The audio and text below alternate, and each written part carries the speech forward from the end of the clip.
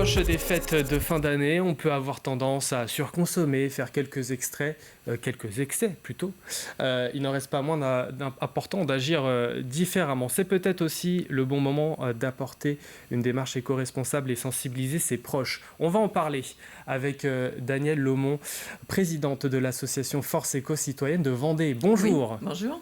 On en avait parlé sur TV Vendée. Votre association a fêté récemment ses 20 ans. Oui. Avant de rentrer dans le sujet, tout d'abord, quelles sont les missions de celle-ci ? Alors, disons que principalement, on s'occupe surtout des déchets depuis 2003. Donc, on est vraiment branché sur ce sujet et on a beaucoup d'informations qui sont quand même difficiles à faire passer, quoi. Parce qu'en ce moment, il y a d'énormes projets partout en Vendée. Et ce sujet des déchets, bien sûr, il est accentué encore en période de Noël, quoi. Puisque là, il y aura beaucoup de cadeaux, d'emballages, enfin de sapins, de repas, des restes de repas, etc. Et il y a des études qui ont montré qu'il y avait 20% de déchets en plus dans cette période par rapport aux autres périodes de l'année. Et c'est un peu tout ça qui justifie votre engagement en ce moment ? Oui, alors c'est bien sûr, cette période de Noël, elle est importante, mais c'est un engagement, disons, continu de pas mal de personnes de l'association pour essayer d'améliorer un petit peu cette gestion des déchets. Et c'est vrai qu'il y a des choses qui devraient bouger au 1er janvier 2024. Au niveau des fermentescimes, on ne voit pas grand-chose se profiler. Est-ce que vous avez donc du coup des petites idées, des choses à mettre en place durant les fêtes de fin d'année ? Par exemple, pour les cadeaux, Oui. On va peut-être privilégier la qualité plutôt que la quantité. Oui, je pense qu'il faut qu'on réduise les cadeaux matériels. Souvent, les gens, ils se font des cadeaux entre eux. Alors, il y en a plusieurs pour la même personne. Autant peut-être en faire un en cotisant pour tout le monde, quoi. Et puis, d'autre part, on peut aussi offrir des expériences plutôt que des cadeaux. Donc, on peut abonner quelqu'un, je ne sais pas moi, une salle de sport, à des séances de cinéma, de théâtre, de cours de cuisine, enfin, de massage, etc. Donc, on peut aussi offrir un week-end. Ça dépend les moyens dont on dispose, mais aussi on peut se grouper pour le faire, quoi. Et les cadeaux matériels, ça peut être des choses qu'on fabrique, qui sont durables aussi. Ça peut être des gourdes, des petits cotons à démaquiller lavables, des sacs à vrac, etc. Et puis aussi peut-être des livres. Il y a des gens qui sont en train de se brancher parfois sur le jardinage, sur la cuisine. Donc ça peut être aussi un cadeau utile pour ces personnes-là, quoi.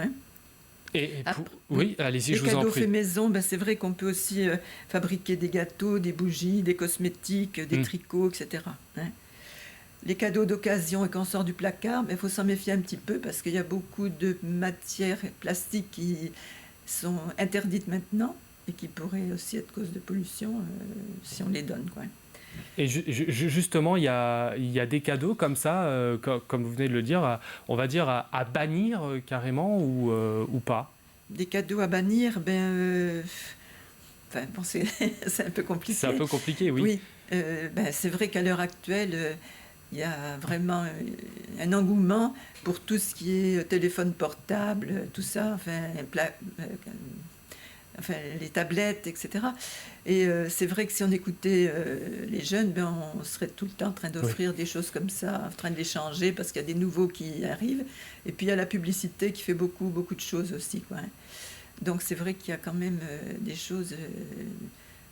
c'est difficile. Et on n'y pense pas forcément, et vous l'avez rappelé, c'est bien aussi, les biens non matériels pour les plus jeunes peuvent aussi être une solution, par exemple. Qui dit cadeau Noël dit papier cadeau, et voilà, comment, avec quoi les emballer ? Alors les emballages, c'est vrai que le papier qui est vendu souvent pour faire ces cadeaux de Noël, il n'est pas forcément recyclable. Le plastique en plus, ça faut le bannir aussi. Et là, c'est vrai qu'il peut y avoir 3 formules si on veut. Fabriquer des petits sacs, envelopper son cadeau dans un carré de tissu coloré, Ou alors carrément du papier de journal, quoi, hein. Ça peut choquer, mais enfin bon. L'essentiel, c'est ce qu'il y a à Voilà, l'intérieur. c'est ça. Alors bon, il y en a sûrement hein, qui ont fait leur sapin. Là, on est le 20 Oui, décembre. Bon, là, oui, vous, oui. vous, Oui, vous ça va l'avez être. tous fait, mais il y a peut-être voilà, quelques Oui. retardataires.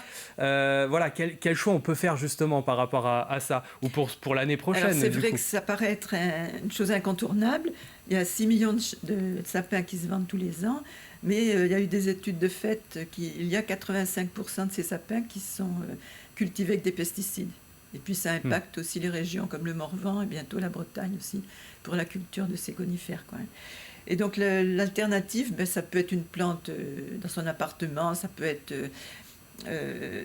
un sapin qu'on construit en bois, ou alors ça peut être aussi des décorations à base de branches, à base de choses naturelles, du gui, du hou, des lichens, de la mousse. Et là Enfin, on aussi, peut pour faire beaucoup de décorations. la décoration, les Oui. guirlandes, là aussi, on va La plupart du oui, temps, voilà, on va plutôt privilégier la qualité oui, on plutôt peut que faire, la oui. On quantité peut comme les faire des cadeaux. couronnes aussi avec des cartons en intégrant ces choses naturelles dont je vous ai parlé. Oui. Donc le sapin est là, les jouets aussi, ils sont emballés. Il nous reste le repas de Noël, le fameux.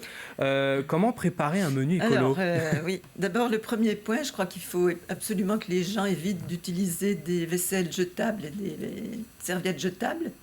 Je pense que tout le monde a un peu de vaisselle quand même pour faire ça, et des serviettes de table. Et les plats, c'est vrai qu'il y a des plats traditionnels. Alors, c'est un peu plus démocratisé maintenant, mais par exemple le saumon, dans le temps, c'était un truc incontournable ou presque pour Noël. Alors que maintenant, c'est quelque chose quand même qui est qui est élevé en élevage intensif et qui est très, très, très polluant, quoi, hein. Il peut y avoir aussi des crevettes qui viennent de Madagascar alors qu'il y en a en Vendée, c'est vrai aussi. Et puis, enfin, on parle de ça, c'est vrai que ça peut choquer les gens, mais le foie gras, c'est aussi une source de souffrance animale. Mais c'est vrai que c'est quelque chose qui, la plupart du temps, les gens ne s'en passent pas, quoi. Il leur faut des... C'est un des produits phares. Ouais, et donc il y en a aussi beaucoup de produits en Vendée aussi, hein, c'est vrai, hein. Et puis, ça, c'est un petit peu extrémiste. Enfin, l'excès de viande, oui, l'excès de viande, par exemple, ça peut être préjudiciable aussi à l'environnement et la santé. Bon, on peut toujours consommer des volailles, hein. Les volailles de Vendée, il y en a pas mal aussi. Le choix, c'est quand même facile. Et est-ce que malgré tout, là, vous avez remarqué une prise de conscience quand même au fur et à mesure des années? Disons que dans mon entourage, oui. Parmi les gens que je côtoie, c'est vrai que je côtoie toujours un peu les mêmes gens, il y a quand même une grosse prise de conscience de cette histoire de déchets. Mais c'est quand même pas évident, hein, parce que je me suis promenée à La Roche samedi. Vous savez, d'habitude, les rues de La Roche, c'est désert. Là, il y avait vraiment un encombrement pour se garer. Le marché de Noël, c'était bourré. Les rues de La Roche, c'était bourré. On ne voit jamais ça d'habitude, hein.